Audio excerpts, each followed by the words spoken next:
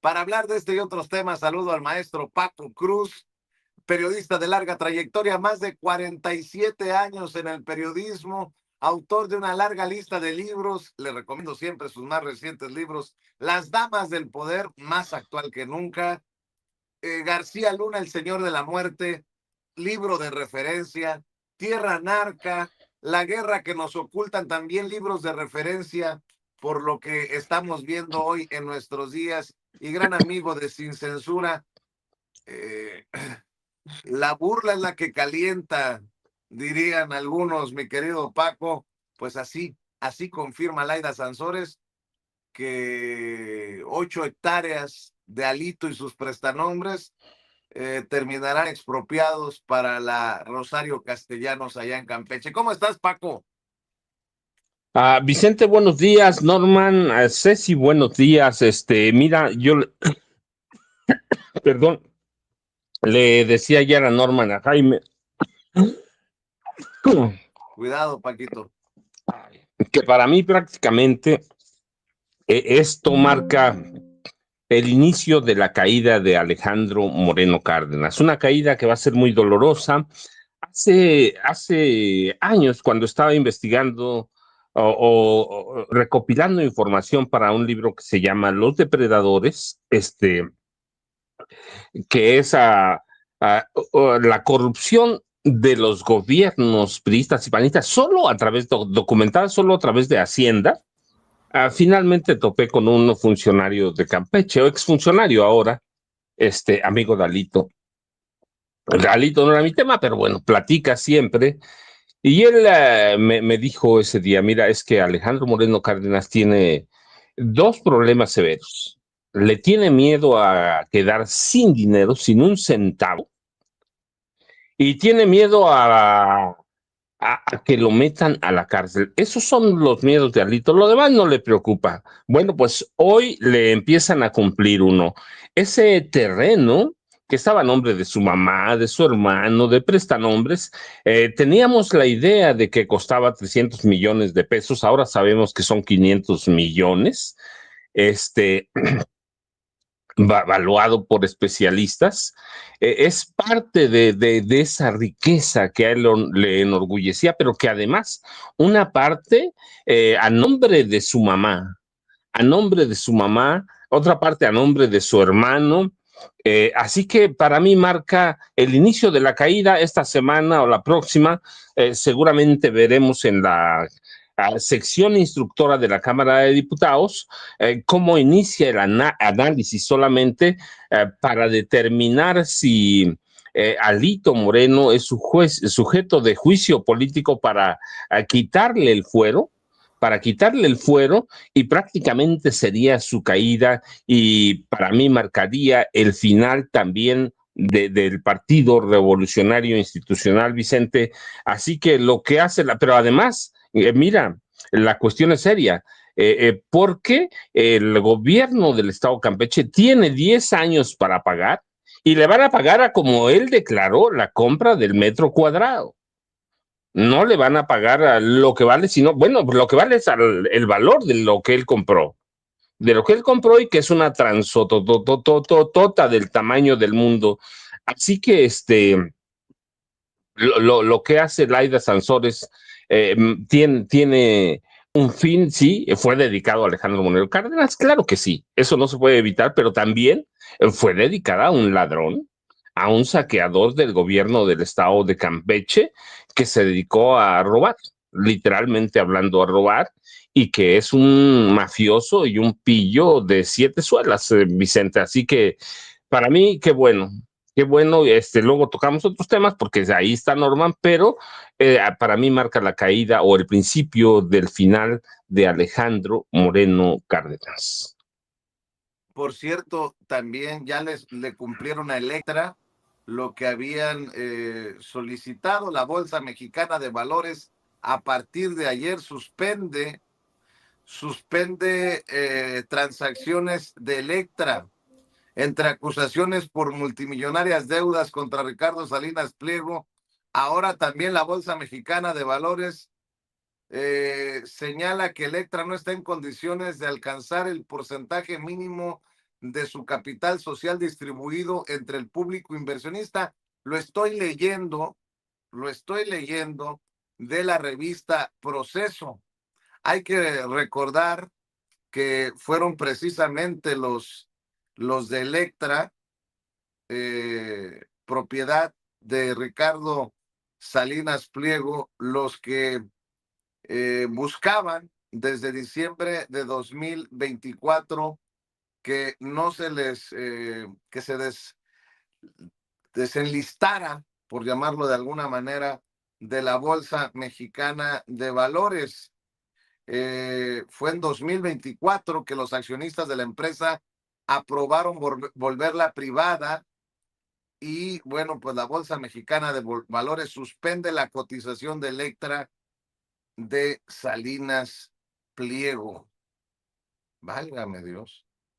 Pues no son buenos tiempos para el usurero mayor. Mi querido Norman Pearl, ya sabe que Norman Pearl lo espera junto a Paco, junto a Jaime, de 7 a 9, de lunes a viernes por las noches, de 7 a 9 de la noche, a través de Norman Pearl TV, analista, amigo, a quien saludo con mucho gusto. ¿Cómo estás, Norman? Buenos días, maestro Paco Cruz. Y claro, a toda la enorme audiencia de Sin Censura que desde muy temprano está pendiente de la noticia y sobre todo de su análisis, mi querido Vicente. Pues entre Salinas Pliego y Alito, al que le van a expropiar 8 hectáreas allá en Campeche, arrancamos la mañana, mi querido Norman.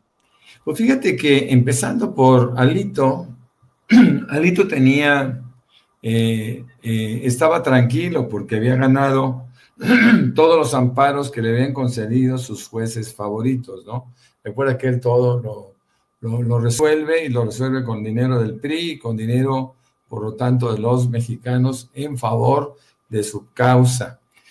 Alito Moreno finalmente se enfrenta a una salida muy buena de la gobernadora, en donde crean una ley de expropiación en Campeche que permite recuperar terrenos o zonas que no estén siendo utilizadas en forma adecuada o que sean simplemente de interés público. Muchos de los terrenos de Alito Moreno, propiedades, etcétera, pues son de interés público. Y esa zona que va a ser recuperada para poder crear una universidad, cuando menos ese es el propósito, pues tiene una plena justificación. Ahora, Alito Moreno se jactó públicamente de ser un gran negociante y haber comprado en algunos centavos unos terrenos que costaban miles de pesos. Bueno, pues en la misma proporción establece la ley que se le va a regresar, que se le va a pagar la expropiación al costo que pagó Alito. Es decir, no valor de mercado. Si valía, ahora vale 2,000, 3,000 pesos el metro, bueno, no, le van a pagar a 30 centavos como él compró. Un gran negociante, un hombre capaz, ¿no? Que junto con su abogado y prestanombres fue adueñándose de una buena parte de el Campeche majestuoso, ¿no? Así que Alito Moreno estará pagando un poco del mucho daño, del gran daño que causó a Campeche y que poco a poco lo van acorralando, ¿no? Esto es lo que ha motivado que él salga, que él se active y de repente se volvió un opositor real, de repente ya no hubo acuerdos con nadie y decidió enfrentar a Morena, enfrentar a los gobiernos de Morena pues con calumnia, con mentira, muy en su estilo, ¿no? Porque Alito Moreno pues no es capaz tampoco de ser propositivo en ningún sentido. Y bueno, Alito Moreno finalmente está encontrando, al igual que Salinas Pliego, realmente una realidad que les debió de haber alcanzado desde hace mucho tiempo. Con respecto a Salinas Pliego, bueno, pues sabemos perfectamente bien que la acción de Electra en el mercado se estaba despedazando. Sabemos también que en un solo día cayó una barbaridad, que de repente de tener 13.900 millones de dólares despertó un día con 7.000, que todavía sigue siendo mucho dinero en manos nefastas, pero bueno, pues el tipo ahora se enfrenta a a una evaluación que él tendrá que darle a su propia empresa en función de sus resultados, porque ya no es la bolsa, ya no son los inversionistas los que estarán validando el valor alto o bajo que tenga las acciones de Electra, sino que ahora tendrán que enfrentarse ellos en forma privada a demostrar que Electra tiene un valor superior como lo quisieron vender siempre en la bolsa. Creo que Salinas Pliego está encontrando nuevamente problemas sumados a los que tiene con AT&T, a quien le vendió Yusacell de manera fraudulenta, y ahora pues tendrá que pagar esa diferencia que representaba justamente lo que le debía al fisco, ¿no? Yusacell, y que no fue concentrado, que no fue contemplado en el contrato que hiciera con AT&T. Por otro lado, tiene un grave problema con los inversionistas a quienes quiso o intentó sorprender diciendo que no podía pagar en virtud de la pandemia. Eso ya lo hemos comentado mucho, y ahora pues se tiene que enfrentar a una realidad. Los tribunales, la jurisdicción no es México, a pesar de que logró cautivar a un juez de la Ciudad de México, pues él no tiene jurisdicción, él no tiene presencia. Los acuerdos fueron en Nueva York y es allá donde él tendrá que ir a pagar o resolver sus problemas. Sabemos perfectamente bien que en esta semana próxima estarán algunos inversionistas que son dueños de fondos de inversión con la presidenta Claudia Sheinbaum, y seguramente la resolución va a ser la misma, pues que pague, ¿no? Si él debe de pagar. El Estado mexicano, independientemente de acuerdos de TEMEC, el Estado mexicano no tiene por qué enfrentar una deuda de un privado, y menos tratándose de un deudor que por otro lado debe más de 74,000 millones de pesos, que asumimos ya estará en una cantidad superior todavía, mi querido Vicente, Paco. Así es. Oye, Paco, también hay una guerra mediática contra los nuevos ministros y ministras de la Suprema Corte de Justicia de la Nación, porque supuestamente van a tener más asesores que los anteriores. Ya ves que se había mencionado hasta que se desmintió que iban a tener más presupuesto que los anteriores. Lenia Batres ayer escribió: después de tantas mentiras sobre los asesores de las y los ministros, logré obtener cuántas personas teníamos directamente a nuestro cargo los ministros y ministras en la vieja corte. Hay que advertir que, con excepción de la ministra presidenta, se trataba de personal de ponencias, es decir, abogadas y abogados con funciones jurisdiccionales, no asesores, dedicados al estudio, instrucción y proyección de sentencias. La ministra presidenta no presentaba proyectos de sentencias a discusión. Ahora con Hugo Aguilar sí va a haber esta situación, y presentó por el segundo semestre del 2024 una tabla, la que dice que encontró Lenia Batres, que me parece muy reveladora. Norma Lucía Piña Hernández tenía un personal asignado de 150 personas. Juan Luis Alcántara Carrancá, 69. Yasmín Esquivel, 66. Loreta Ortiz, 66. Margarita Ríos Farjat, 71. Javier Lainez Potisek, 51. Alfredo Gutiérrez Ortiz Mena, 65. Jorge Mario Pardo Rebolledo, 70. Alberto Pérez Dayán, 67. Luis María Aguilar, 45. Y Lenia Batres Guadarrama, 74. Pero andan con todo, ¿no? En ADN 40. No, por todos lados. De hecho, estoy viendo que Lenia Batres se ha dado la tarea de ir exhibiendo las mentiras, sobre todo en algunos medios o en uno de los medios de comunicación de Ricardo Salinas Pliego, querido Paco. Fíjate, es que esta tabla es bien importante. Cada información que presenta Lenia Batres es fundamental para entender lo que está pasando. Hay desde el día 1 de septiembre una campaña violenta y virulenta contra los nuevos ministros, 4 y 5 ministras de la Suprema Corte, pero en especial contra Hugo Aguilar Ortiz, el ministro presidente. Hay una campaña no solo para desprestigiarlo, sino para intentar demostrar que es igualito a los demás. Lo que intentaron hacer con López Obrador, con la 4T, lo que hacen con la presidenta Claudia Sheinbaum Pardo y con la 4T, que son igualitos a los demás. Tú recuerdas el primer día Reforma y todo el mundo se montó en no solo una nota falsa, una mentira de que habían terminado los ministros y las ministras en un restaurante ahí, dijeron ellos, muy lujoso, de Polanco, que tú y yo sabemos que no, porque hemos estado ahí, Jaime también, no sé, Norma, pero bueno, pero no, el problema no es que sacaran la nota, es que no estuvieron allí.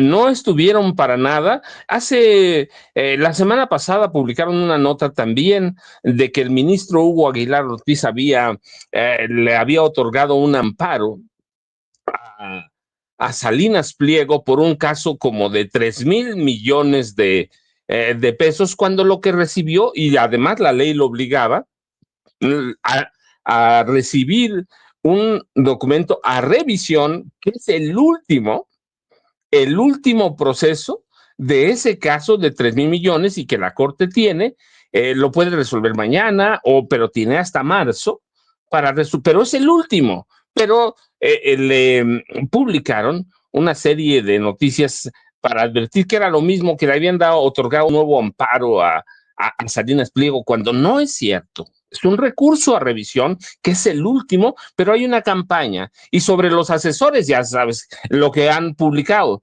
Tiene más de 100 asesores, tiene más de 120. Bueno, pues mira, el documento que publica la ministra Lenia Batres Guadarrama es muy claro. Norma Lucía Piña Hernández tenía 150 personas asignadas, 150, Vicente.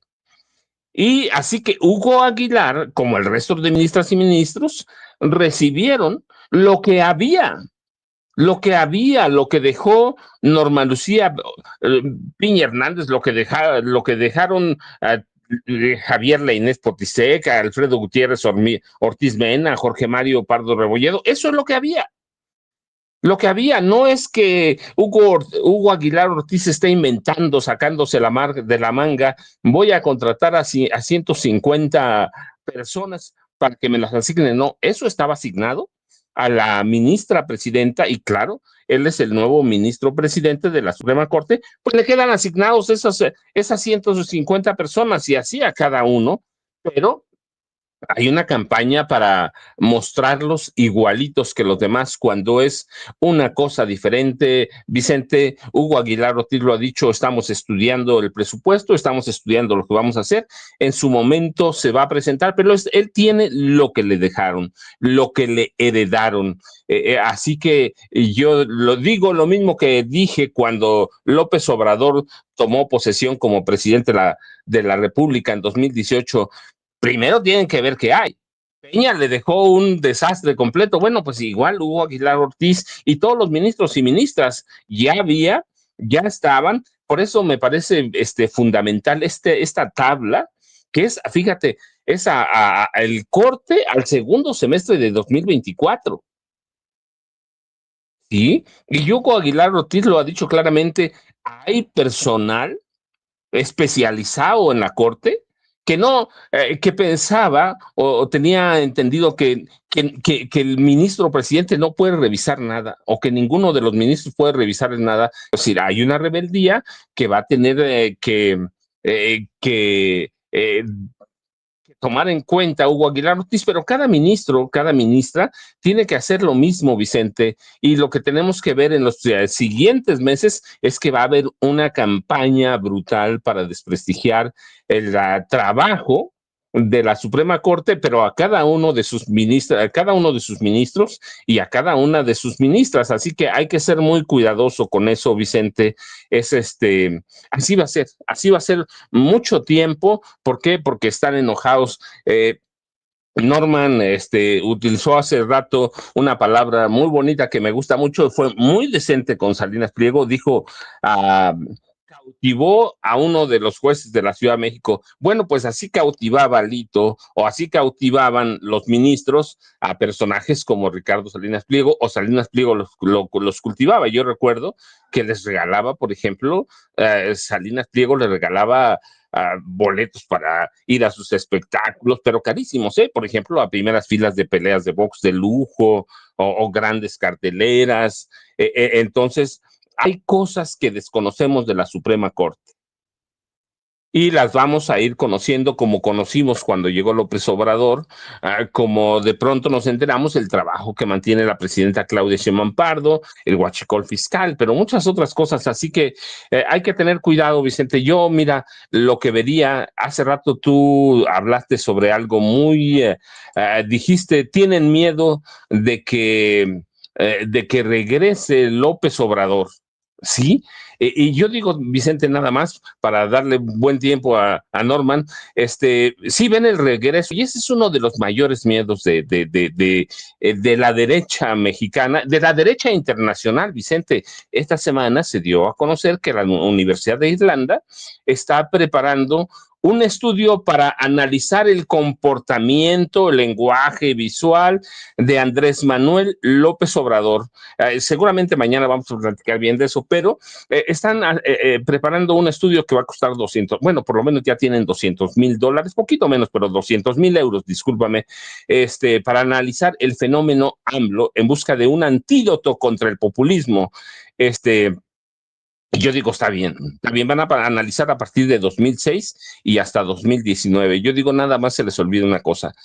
Cuando fuimos a votar en 2018 y en 2024, fuimos millones de AMLOs, millones de convencidos, porque no es un fenómeno nuevo, que es un fenómeno que debemos seguir a 1988, cuando dimos una muestra muy clara de que estábamos cansados y hartos, o había un hartazgo contra el PRI. Así que cuando mencionaste esta palabra me vino a la mente, no hay un AMLO, somos millones, Vicente, producto del cansancio, del saqueo y la corrupción y todo lo demás, asesinatos y que hubo, desapariciones que hubo en este país, Vicente y Norman.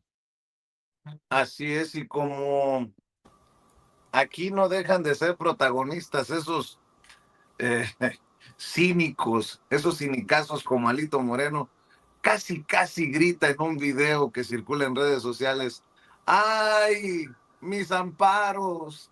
¡Ay! Sabrá que le viene duro el guante a Alito Moreno, que anda defendiendo los amparos con todo.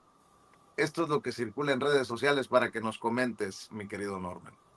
Amigas y amigos, esta semana Morena pretende consumar en el Senado de la República una reforma a la ley de amparo, un golpe directo a los derechos y a las libertades de las y los mexicanos frente a los abusos del poder y del gobierno.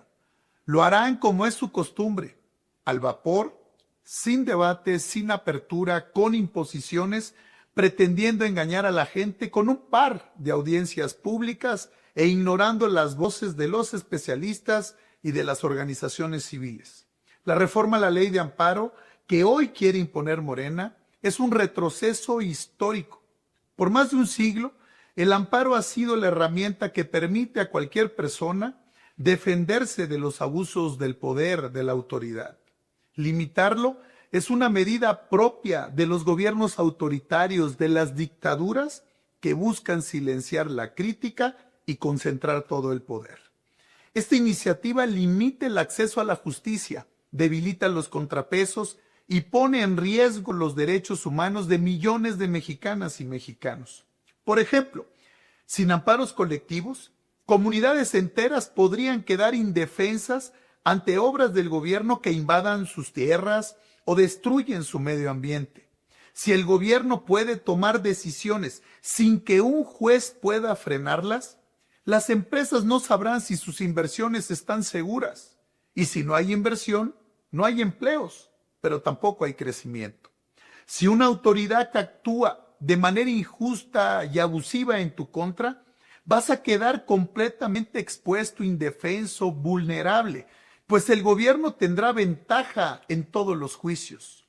Lo que antes era una herramienta para defender al pueblo, a la gente del poder, ahora será para blindar a este poder, a estos cínicos y corruptos de Morena frente al pueblo. La imagen de México ante el mundo está por los suelos y les puedo asegurar que ninguna nación confiará en un gobierno que pisotea los derechos humanos como lo hace Morena y como hoy en México está destruido el poder judicial. Esto es algo que no podemos permitir. A ver. No, pues ya, ¿para qué entramos a la renegociación del TEMEC si lo que dice Alito Moreno, suponiendo sin conceder, ningún gobierno nos confía? Ya que apague la luz y cierre la puerta a la presidenta, no a la renegociación de... Nótese mi sarcasmo. Mi querido Norman, yo no sé quién escribe los discursos de Alito Moreno, pero yo creo que se ha de meter un porro antes de empezar a escribir y Alito Moreno no revisa, pero como dicen tonterías. Esa es mi opinión, mi querido Norman. Acuérdense que el éxito relativo del PRI y del PAN en su momento siempre fue el temor, siempre fue la posibilidad de alertar de una forma dramática a la población de que si no se hacía una cosa o si se hacía otra, los que iban a pagar iba a ser el pueblo. Es el temor, es el miedo lo que lo lleva a mucha gente, a mucho mexicano a seguir votando inclusive por el PRI, por el PAN. Acuérdense el peligro para México, acuérdense de tantas cosas que se manejaron tratando de tener el control del miedo para dosificarlo a la población de una manera sistemática. Bueno, pues esta presentación de Alito Moreno no es la excepción, es exactamente lo mismo. Se sale de la tangente, habla de que el pueblo eventualmente puede ser afectado por esta modificación a la ley de amparo, pero él no dice que realmente su preocupación, como ha sido todos estos días, que ha sido, insisto, han dado tan movido, pues se debe justamente a que él ha sido salvado sistemáticamente por amparos prostituidos, amparos mal otorgados, amparos que no debieron de tener sentido, pero que finalmente el dinero, el cochupo, la manipulación del Poder Judicial le permitió hacerlo hasta la saciedad. Ahora bien, se tiene que enfrentar a una posibilidad de amparo única en donde si lo justifica plenamente lo podrá recibir, pero no va a ser de manera interminable como fueron los Zetas que recibieron 70 amparos o como el mismo amigo de Alito Moreno, Ricardo Salinas Pliego, ha estado usando también en cantidades innumerables en todas las denuncias de todos los casos que tiene por incumplimiento al fisco. Así que Alito Moreno realmente habla por sí mismo. Todo lo que está haciendo lo hace no solo por distraer la atención, él está preparándose como víctima. Él está preparando la posibilidad de que la gente lo perciba como una víctima, un hombre valiente que enfrentó el poder, un hombre que fue castigado, que fue sancionado justamente por su lucha incansable en beneficio del pueblo, sabiendo todos que ese es un delincuente, ¿no? Es un probado delincuente que todo mundo quisiera conocer en detalle nuevamente aquellos audios de Laida Sansores cuando narraba precisamente al personal de carne y hueso, a la persona de carne y hueso que significa ser Alito Moreno. Eso sí que es triste, muy triste. Fíjense que me llama la atención, yo llegué un poquito tarde al programa, bueno, prácticamente a la hora que siempre entro, y me encontré con que había un video, por supuesto no estoy pidiendo que se repita, un video donde citan a Ricardo Anaya, otro delincuente de 7 suelas, ¿no? Queriendo, fíjense nada más qué tontería, queriendo comparar el huachicol fiscal con la estafa maestra, cuando que la estafa maestra fue producto probado del Estado por la Auditoría Superior de la Federación. Todos sabemos de esos 7,000 millones de pesos que hicieron uso para poder encabezar y financiar campañas. Y él dice, el huachicol fiscal es el fraude más grande en la historia de México. Sí, pero fue un huachicol practicado por particulares, por empresas. Por cierto, muchos asociados al PRIAN. Dice, mientras la estafa maestra fue de 6,000 millones, ¿no es cierto? Fue de 7,000 y pico de millones. Este fraude alcanza 600,000. ¿Qué tiene que ver? Es como los crímenes de Estado, ¿no? Antes el PRIAN cometía crímenes de Estado. Antes los homicidios eran en buena medida crímenes de Estado. Los 43 de Ayotzinapa fueron crímenes de Estado. No es el caso de lo que estamos viviendo ahora con respecto a homicidios. El Estado no puede ser imputado por ningún crimen. Y son cosas que Ricardo Anaya no toma en cuenta. Eso lo sabemos todos. Entonces, ¿cómo es posible que Ricardo Anaya y Alito Moreno salgan a la palestra a decir tonterías? Buenos días a todos. Gracias, Norman. Gracias, Paco. ¿Cómo están? Bien.